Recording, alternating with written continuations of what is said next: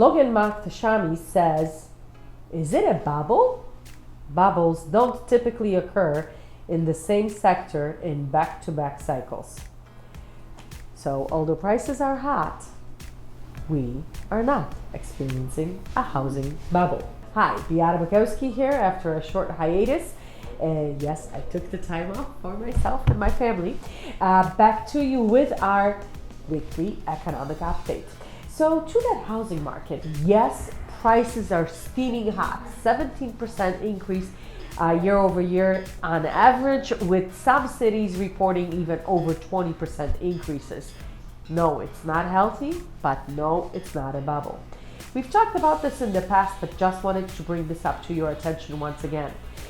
In the average, maybe I should start here. The average age of a first-time home buyer nowadays in the US is about 33 to 35 years of age.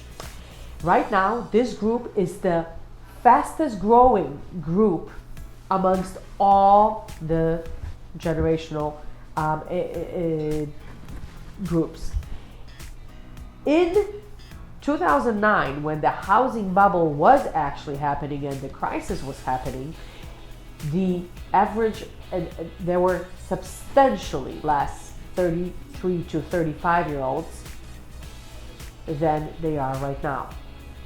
We may go back even into the 70s to remind you that all that single-handedly was because of Roe versus Wade and the abortion legalization.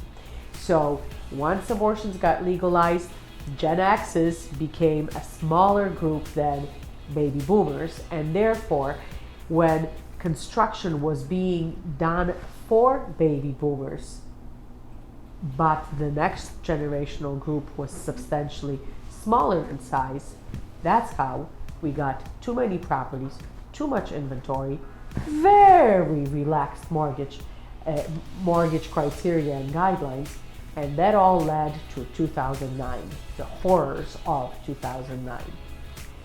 No, we have a lot more in the group, in the millennial group, to buy than we do have inventories. You all can attest to how tight inventories right now are. We need to be at about 1.5 to 1.9 million properties out there to be in somewhat healthy of a market, and we're way below it. In other news, we have inflation obviously steaming high. Consumer inflation, according to the Consumer Price Index, rose 0.5%,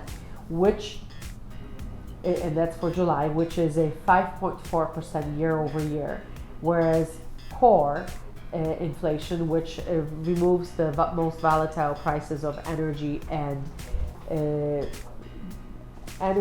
food, went up 0.3% in July.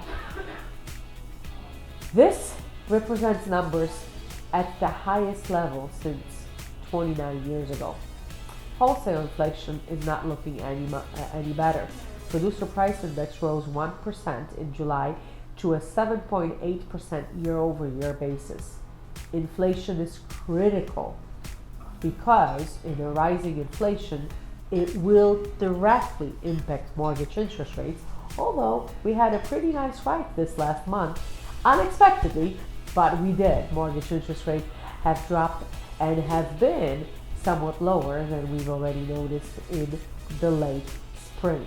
Initial jobless claims declined by 12,000, and applications for the first time benefits have been reported at 375,000.